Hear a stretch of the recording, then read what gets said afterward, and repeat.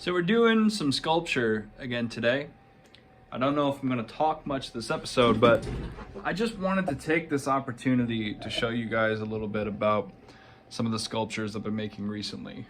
I'm going to tell you about my materials first. I'm working with this guy here. This is some, I forget what the brand is called, but it's just a big old fucking hunk of clay. An older piece is right here. I made that in 2015. It's still in really good shape, though the nose broke off. Got a canvas wrapping and a little wood base. Kind of a fun aesthetic.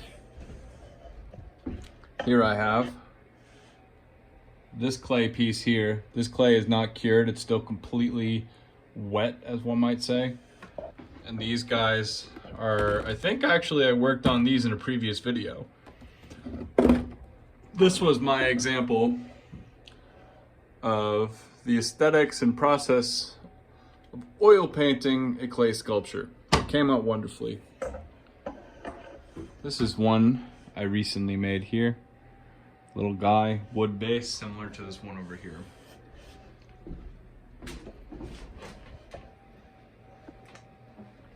Now I'm doing something a little differently this time. I made these little wood bases just out of scraps, just a basic, really crude, nailed together construction. And I'm gonna tell you a little bit about what I put on top of that.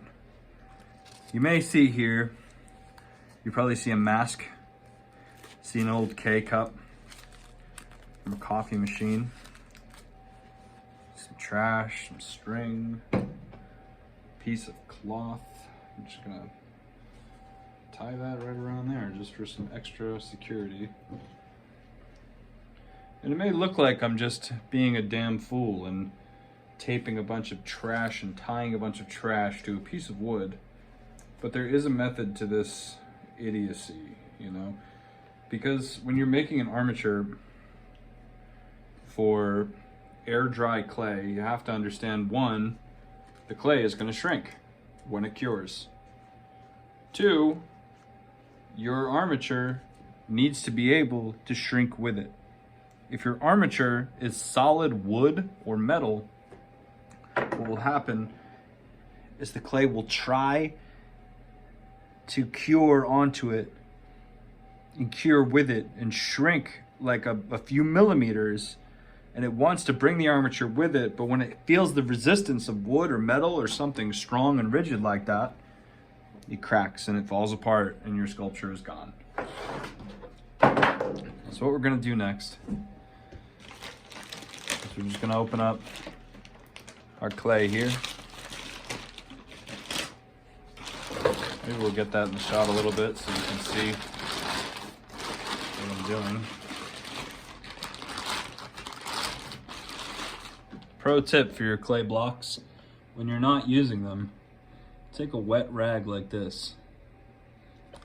Take a rag, soak it in water, and just throw it in your clay bag and then tie it up.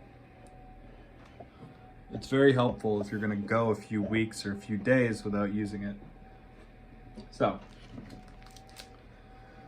what we're going to do now is take this ridiculous, crude armature, and our first step is to just take lumps of clay and just, I want to flatten it a little bit. I'm just going to pack it directly on top of our trash armature. There's also a method to this. Well, it's not a huge deal, but ideally you want to spread this stuff evenly across and around all portions of your armature, like so. There's probably a lot of people out there that are experienced with ceramic and terracotta and different types of earthen sculpture, maybe some pottery people that might look at what I'm doing and think that this is an absolute idiotic and blasphemous way to make art.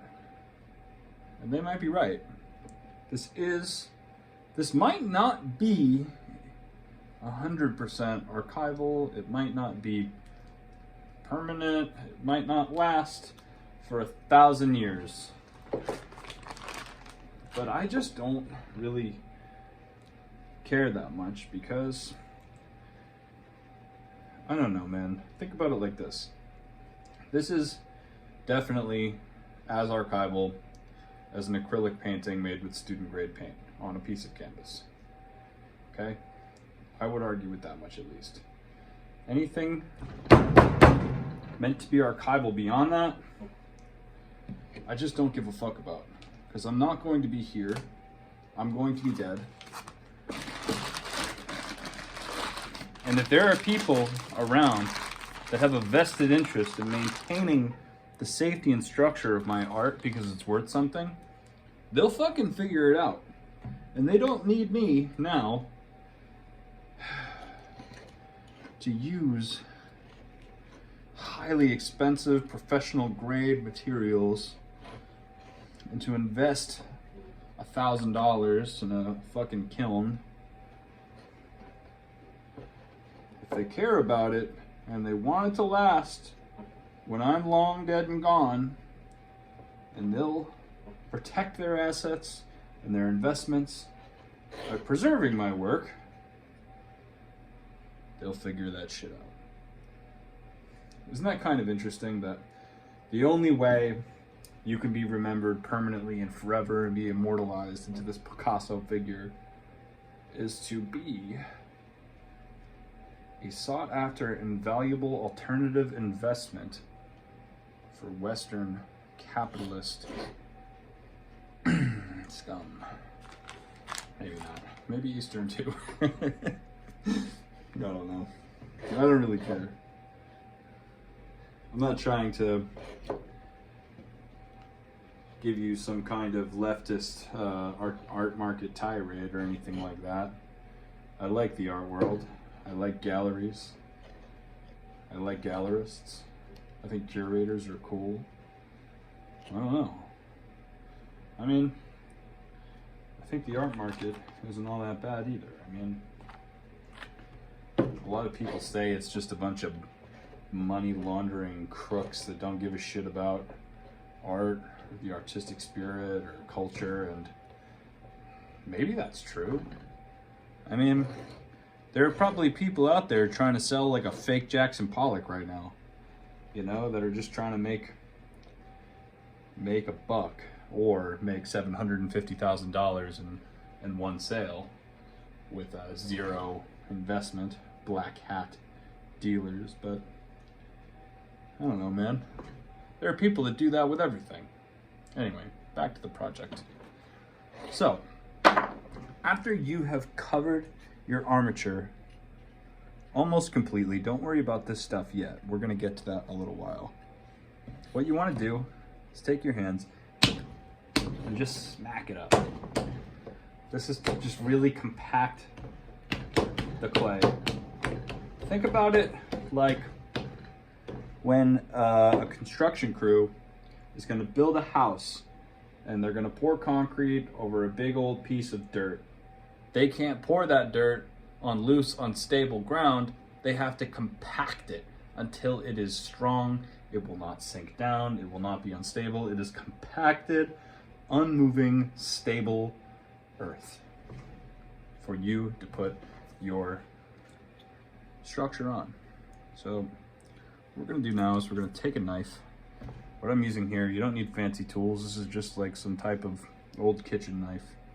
What I'm gonna do, this is a really basic technique. If you haven't discovered yet, I'm making a clay head. This is just going to be just a man's head. Nothing more, that's all. So we're going to identify the center plane of our man's face here. So I'm gonna put it here. This is going to be the top of his skull, all the way down the center of his face to the center of his chin.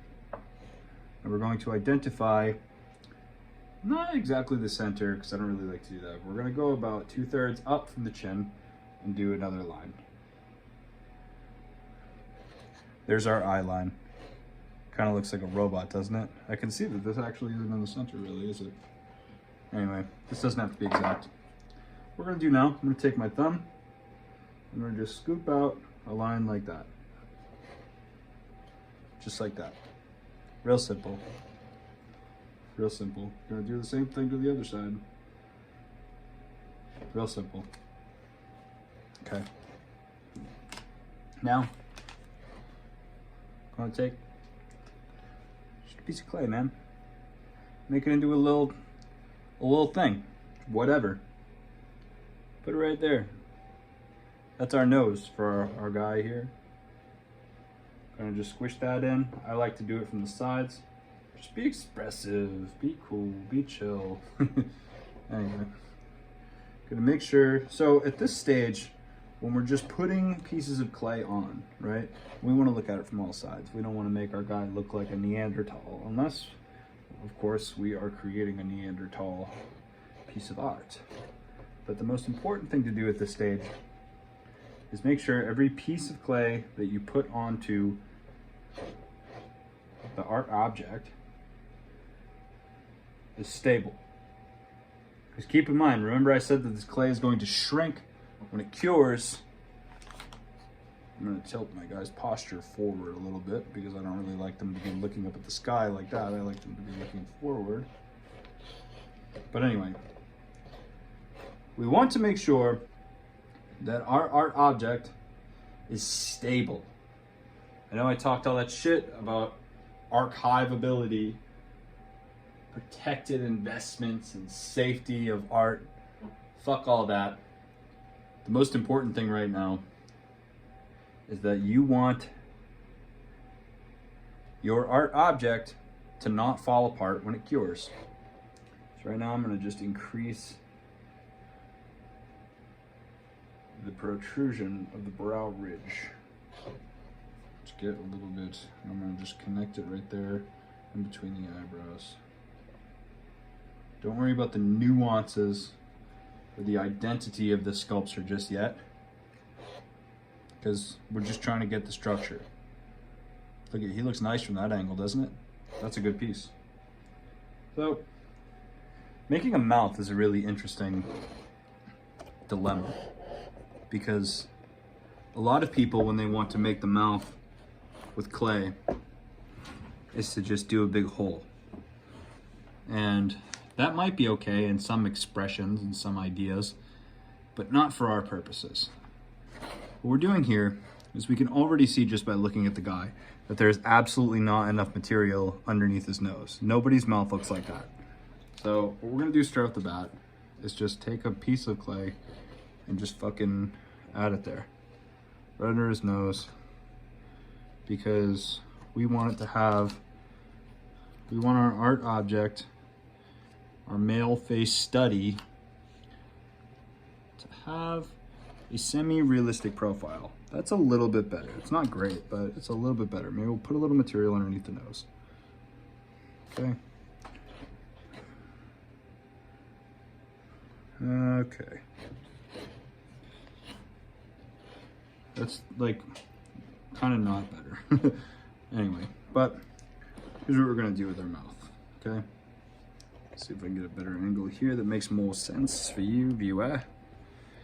Okay. What we're gonna do is just do it like you're playing with Play-Doh, right? We're gonna just take a long stick piece and just straight up stick it right to him. Doesn't look right, doesn't look like a mouth, but it will. Now we're gonna take our knife again, and we're going to blend the top here of our sculpture. And you can see right away,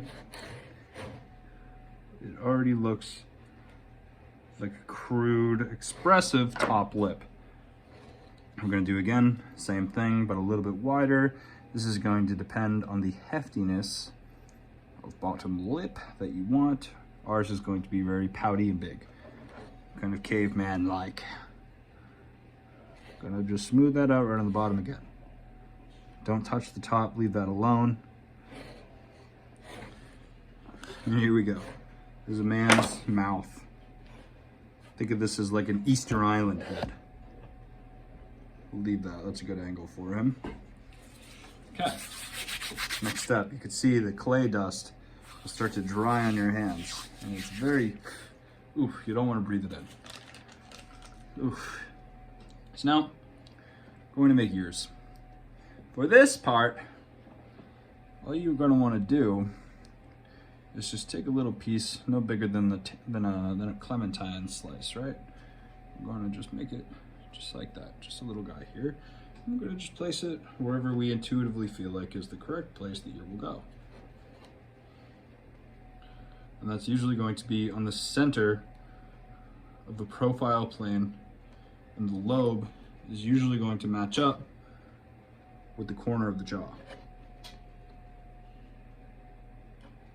I'm going to just make sure we smooth out the back because we don't want our sculpture to fall apart when it cures.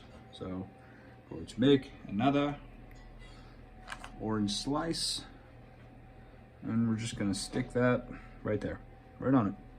Don't overthink this, just put it there. This is a study. This is not anything crazy. This isn't some big grand art piece. So look at that. Already we have not some kind of Renaissance masterpiece, but at the very least, we have a presentable, passable clay head.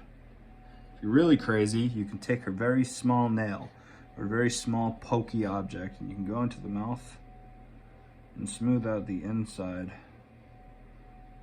of this guy's face, of his lip there. That will increase the security. Oh, you don't want to build up a bunch of material in there like I just did, but I'm gonna just leave that because I kind of don't care. And you know what's a really fun part about doing all this? Is that this is air dry clay, right? Which means that the clay is going to cure into a perfectly stable, archival, and strong sculpture without any firing, without any special activity. You just leave it alone, you're done with it. Which means that you can do some really wild mixed media stuff with air dry clay. So I could take a little nail and I could just stick it in the guy's face. I'm gonna do that with a bunch of little bent nails that I fucked up. I'm gonna just stick a bunch of nails in this guy. And that'll look nice. We'll enjoy that.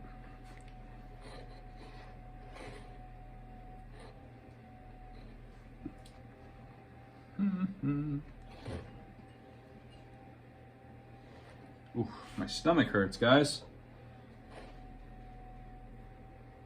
We'll be all right if the wind was in our sails. Now, guys, listen to this. Ready? Remember when I said that you don't want to put anything rigid into the sculpture because the clay will shrink onto it and break as it does that around it? You got to keep in mind that that is only true with larger things. When the clay is bigger than the object, it will most likely be fine. In other words, these nails will not give whatsoever around the clay, but because they are so small and they are not taking up any important real estate in the clay, within the drawing process, this will be completely fine. If I took something like this on the other hand and stuck that in there, then this would probably crack. Might be an interesting test, but figure that out. You can see here how badly I fucked up the composition of this head and these ears, because these ears don't really match up at all. And you got to remember, guys, when you're doing little face studies like this and you're not really trying that much, you're not trying to make a perfect portrait. Actually, I changed my mind. I'm going to take all these nails out. I think that looks very bad. You got to remember, when you're making stuff like this, when you're just trying to make a little head, nothing crazy. I'm going to add a little neck here. With this shit, man,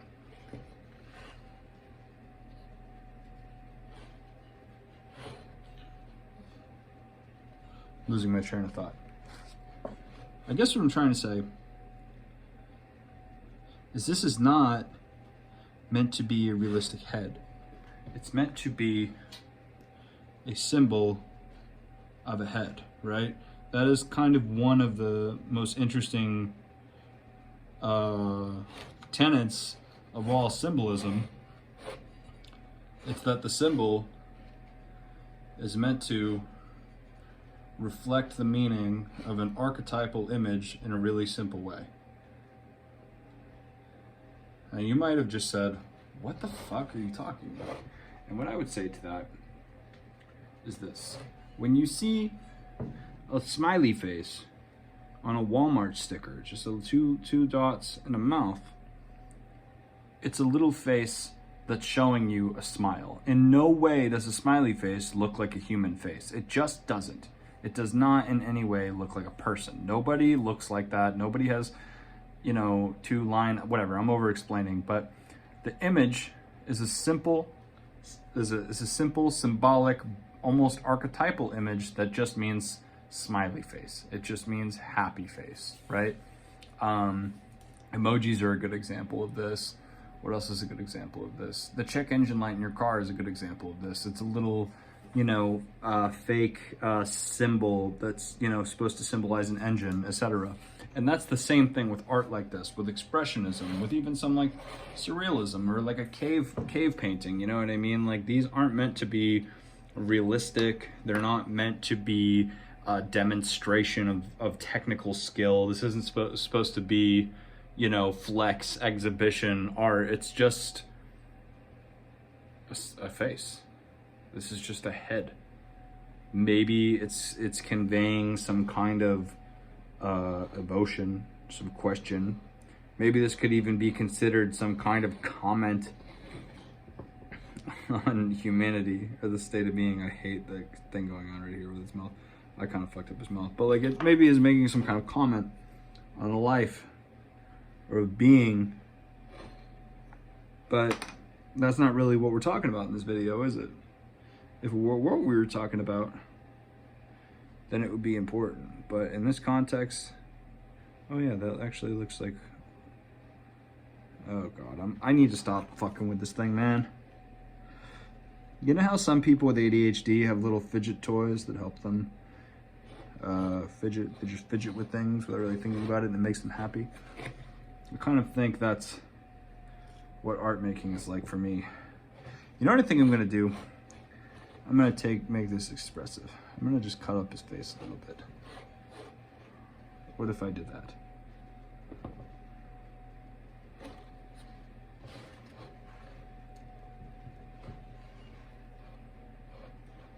I don't know. Anyway, that's this clay sculpt. Do you think I should stop wearing this orange hoodie in these videos? Because I don't know. I wouldn't want to end up with some kind of signature look by accident. Also, I've redone my studio a little bit. You can see here. Here is just the regular workbench where I do all of what I do. This is the kind of clay 3D station happening right there. Behind me is the oil painting location. You can see below, I've got a lot of my paints, some brush cups, some oil mediums. It's a little sculpture that I was working on previously. But the newest addition is this wonderful little desk. Got the coffee maker there, got some granola bars, got a globe that I bought at the thrift store. I also attached this photography light to the ceiling. It's kind of a waste of such a nice light, but it's helped very much get a good working lighting for me to do what I do. Anyway, that's about 25 minutes. It's about a good length for a piece like this. In this video, we discussed some of the rudimentary elements of using an air dry clay. I'll show you what this guy looks like once he's cured in the next video. Maybe we'll do a painting of him, or that'd be kind of interesting, an actual drawing of this man. But what I actually meant was I'll show you the process of painting him.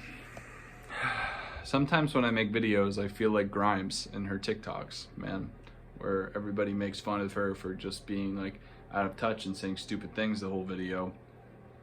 that aren't really applicable to her audience, or what she's, I don't know. And I feel like that sometimes. I relate a little bit, but I don't know. Anyway. Okay, guys, I'm gonna go continue to be alone and sad in this desolate, empty studio. It's gonna snow pretty soon where I am. The year is almost over. It will soon be 2022. How fucked up is that?